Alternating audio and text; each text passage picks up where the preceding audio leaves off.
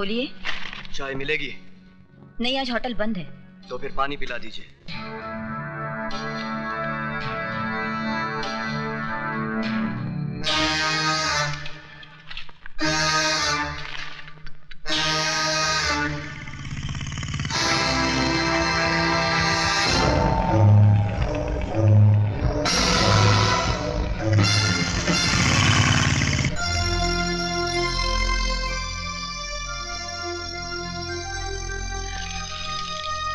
Thank you.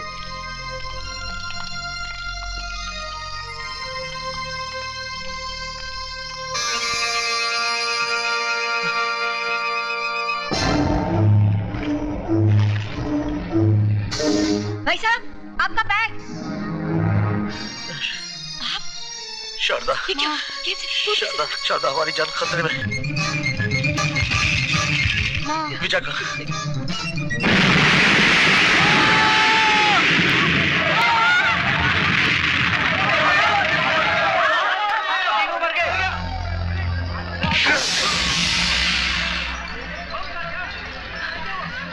भाई, भाई, माँ, माँ,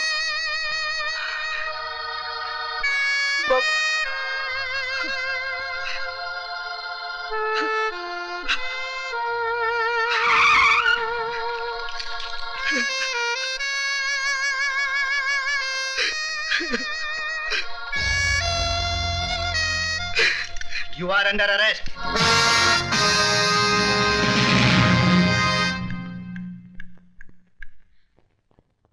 ये क्या हो गया विजय? तुम बोलते क्यों नहीं विजय? विजय! बेटे, मैं तुम्हारे माँ बाप और भाई की जिंदगियां तो वापस नहीं ला सकता, लेकिन मैं पूरी कोशिश करूंगा कि तुम्हें बेगुनाही की सजा न भुगतनी पड़े।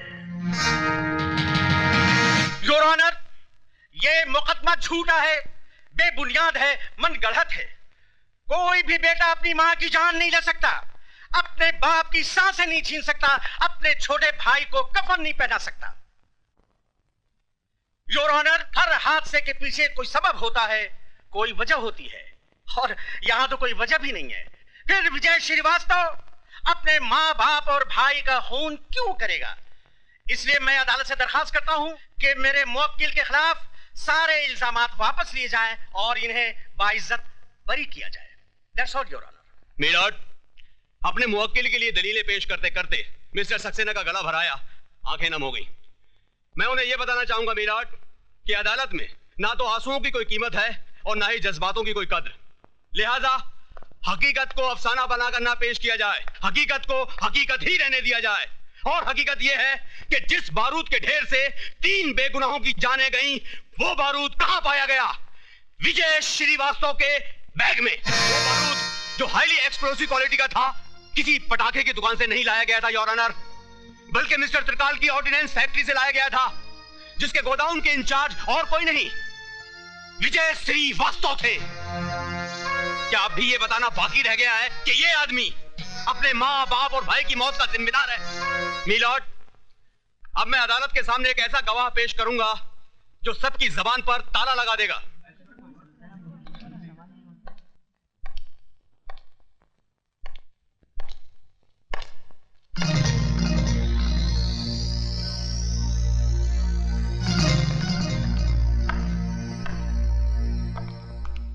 मिस्टर त्रिकाल, आपकी फैक्ट्री से बना बारूद या बारूद से बना बॉम्ब बाहर कहां जाता है?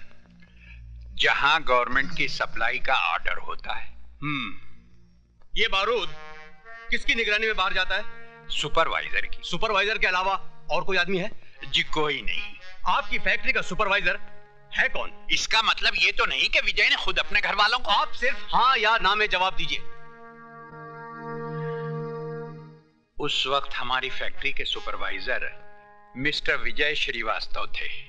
This point should be noted my lord कि फैक्ट्री से बारूद का बाहर आना जाना मिस्टर विजय श्रीवास्तव की देखरेख में होता था, सिर्फ इनकी ही निगरानी में होता था। ये बारूद सिर्फ 28 अप्रैल को ही फैक्ट्री से बाहर नहीं लाया गया था, बल्कि 7 मार्च और 3 अप्रैल को भी लाया गया था। I object your honour. Public prosecutor साहब मेरे मुवक्किल के खिलाफ झूठ मूठ की कड़ियां जोड़ते जा रहे हैं। मैं कोई कड़ी नहीं जोड़ रहा हूं मिलॉर्ड, बल्कि कड़ियां खुद ब खुद अपने आप जुड़ती चली जा रही हैं।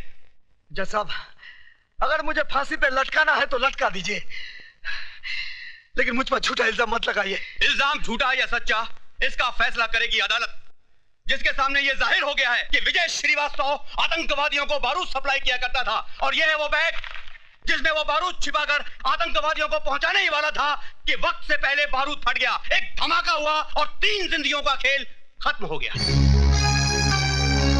मीलॉर्ड, जिस तरह एक चोर का साथी भी चोर होता है, उसी तरह टेररिस्ट को बारूद सप्लाई करने वाला भी टेररिस्ट है, टेररिस्ट है, टेररिस्ट है।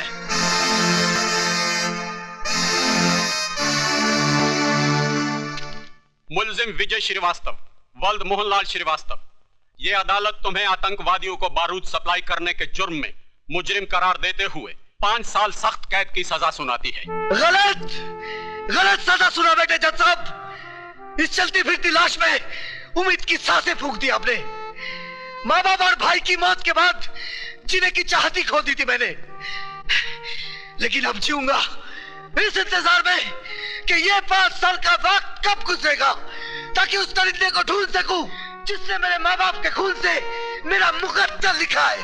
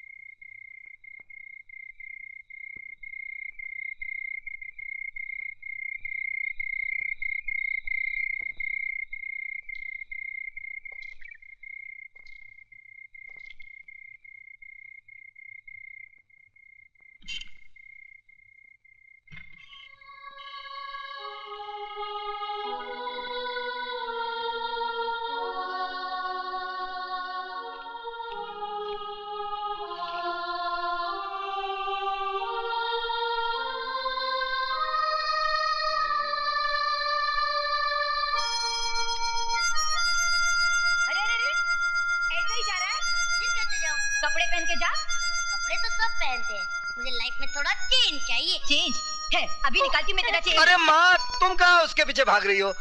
वो कहाँ हाथ आने वाला है?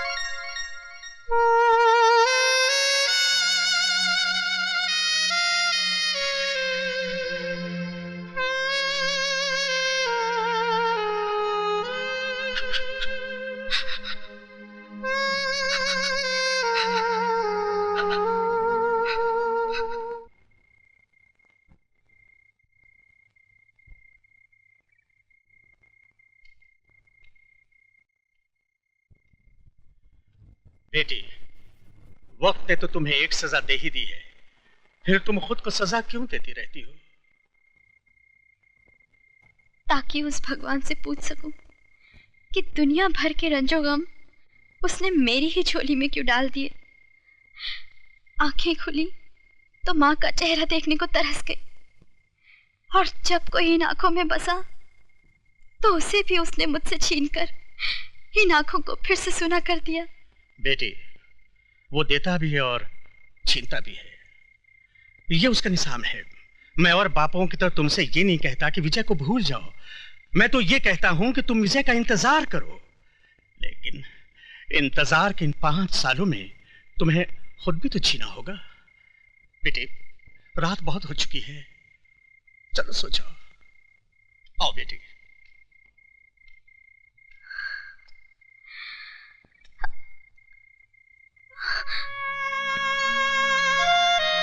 विजय,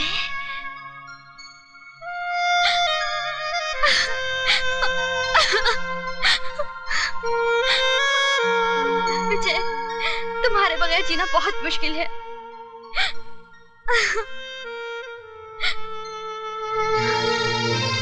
क्या तुम जेल से छूट गए? नहीं, छोड़ दिया जाऊंगा अगर कल के इम्तिहान में कामयाब हो गया तो? कैसा इम्तिहान? है एक इम्तिहान। मेरा इम्तिहान? अरे मेरा इम्तिहान क्यों लेंगे तुम्हारे डैडी? क्यों नहीं लेंगे? आखिर मैं उनकी इकलौती बेटी हूँ। जानना चाहेंगे कि जिस लड़की शादी मैं कर रही हूँ वो मुझे खुश रख पाएगा भी कि नहीं? मेरी शक्ल देख के वो पहचान जाएंगे। और नहीं तो क्या, पुलिस वाले हैं वो। जिनकी जिंदगी चोर उचक्कों को देखते देखते गुजरी हो, वो मेरे जैसे शरीफ आदमी को क्या पहचानेंगे? आप कितने शरीफ हैं मैं अच्छी तरह से जानती हूँ। क्यों, मैंने क्या किया? मेरी सहेली सोने के साथ कल कैंटीन में क्या कर रहे थे? हाँ, थोड़ा सा रोमांस। क्या? अरे वो कह रही थी दीपक आई लव यू। तो तुमने क्या कहा? तो मैंने भी वही कह दिया। तो फिर जाओ, यहाँ क्या कर रहे हो? अरे शर्मिला, आई लव यू। अरे मेरी बात तो सुनो। Go to hell!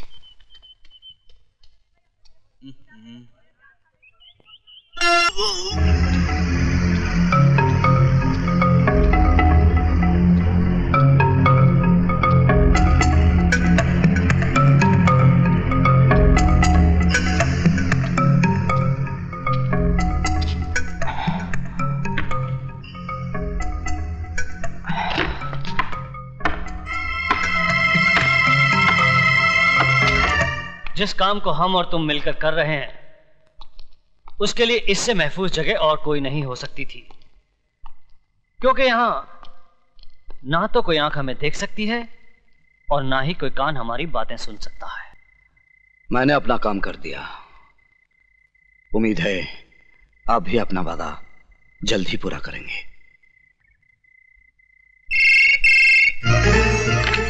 हेलो, मैं यशवंत देशमुख बोल रहा हूं। Yes sir. हमारा काम हो गया है। विजय श्रीवास्तव यहां से जेल के लिए निकल चुका है। बाकी तुम जानते हो तुम्हें क्या करना है।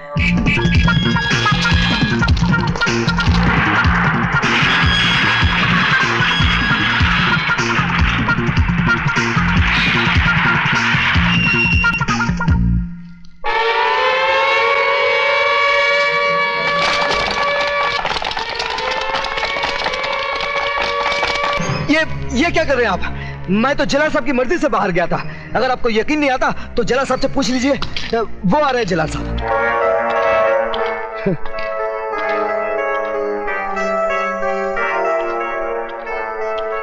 जलाल साहब, इन्हें जरा सच्चाई बता दीजिए।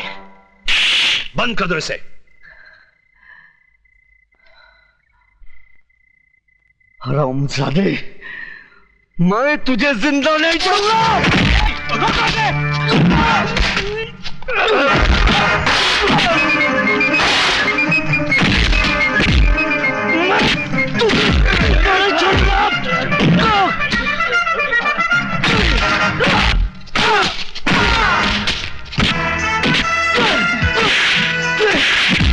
बता, ये खेल तू मेरे साथ क्यों खेला? क्यों खेला? क्यों खेला? मैं तेरा खून पी जाऊंगा। मैं तेरा खून पी जाऊंगा। मैं तेरा खून पी जाऊंगा।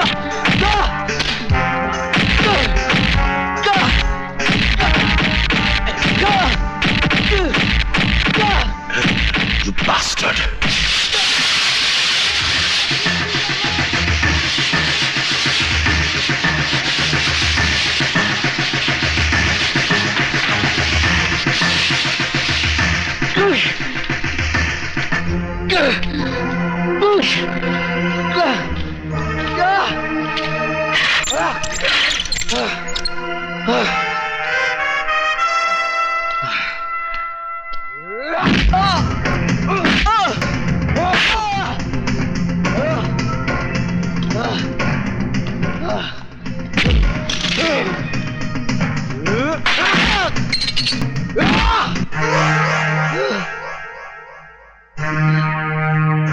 तूने कहा था ना कि तू मेरा खून पिएगा।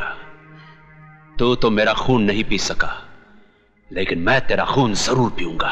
साथ में उस कमीने देशमुख का पेशाब भी पी लेना, जो कानून की आड़ में तू जैसे कुत्ते से अपना काम करवा रहा है। क्या क्या बोला तू? मुझे पेशाब पिलाएगा? Shamsher Singh,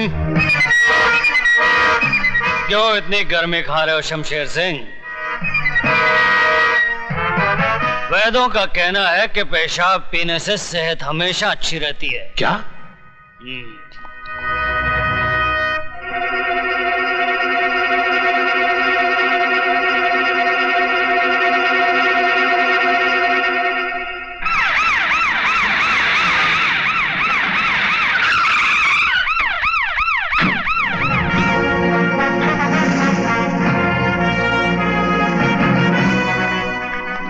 welcome, Yashwantrao Deshmukh here. Nice meeting you.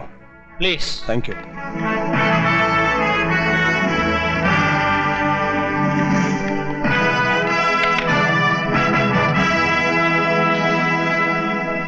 Yashwant Deshmukh, आप जानते हैं कि मैं शहर में क्यों आया हूं? क्योंकि सरकार ने आपका ट्रांसफर इस शहर में कर दिया, इसलिए। आईजी प्रताप सिंह का ट्रांसफर कोई और नहीं, वो खुद करता है। और मैं शहर में इसलिए आया हूं ताकि उस माई के लाल का पता लगा सकूं जिसने आईजी प्रताप सिंह के घर में डाका डालने की हिम्मत की है। आपके घर में डाका? यह है मेरी बेटी शर्मिला। हेलो। जिसके मंगेतर को 2 दिन पहले किडनैप कर लिया गया। क्या आप सब लोग सो रहे थे? अगर 48 घंटे के अंदर आप सब लोगों ने दीपक को ढूंढ नहीं निकाला तो ना आप लोगों के जिस्म पे यह वर्दी रहेगी और ना ही शहर के अंदर कोई गुंडा।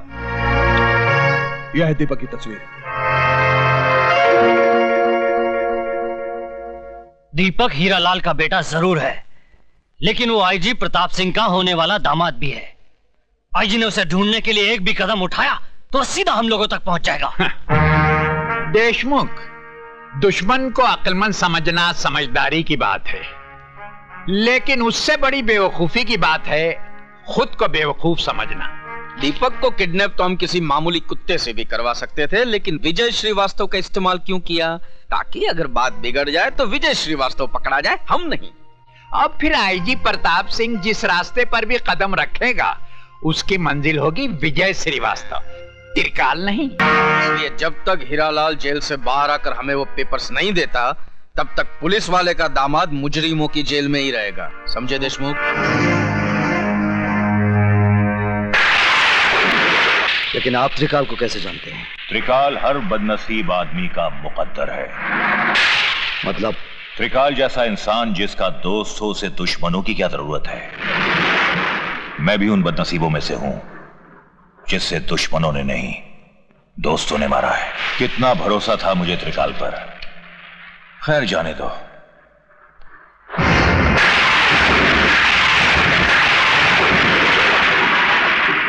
कौन है ये? मेरा बेटा है। अगर दीपक हीरालाल का बेटा है तो कमीने देशमुख ने झूठ क्यों बोला कि वो डॉन का बेटा है?